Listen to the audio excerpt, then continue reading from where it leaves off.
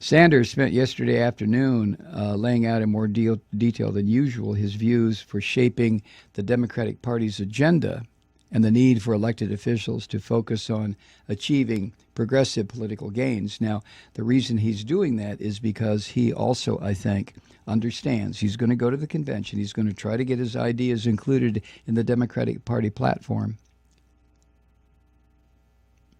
But I think he's beginning to understand that he's not going to be the nominee. So he's taking on the Democratic Party, a useless organization here of late, if ever one existed. At a rally yesterday in Springfield, Oregon, Sanders spoke at length about how Democrats had not spent enough time trying to help working-class people obtain adequate health care and higher wages. He said, quote, "The Democratic Party has to reach a fundamental conclusion. Are we on the side of working people or big money interests? Do we stand with the elderly, the children, the sick, and the poor? Or do we stand with Wall Street speculators and the drug companies and the insurance companies? Now, our job is not just to revitalize the Democratic Party, not only to open the doors to young people and working people. Our job is to revitalize American democracy," end quote.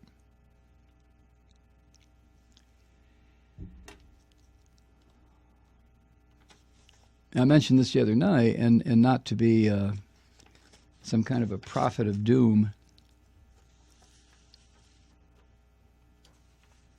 but I think it's becoming clear that Sanders is not a fool by any means.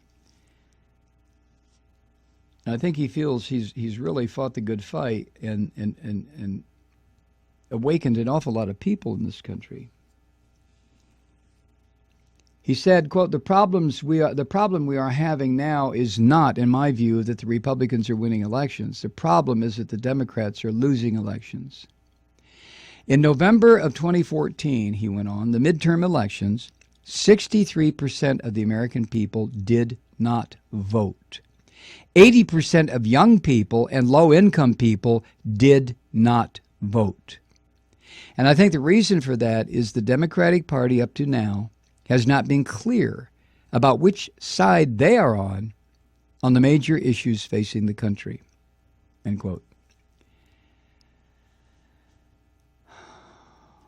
He also said, you can't be for Wall Street and for the working people of this country.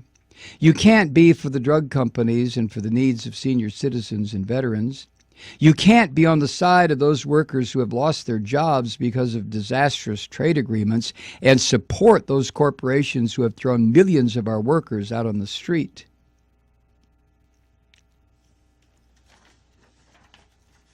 Sounds like a summation to me.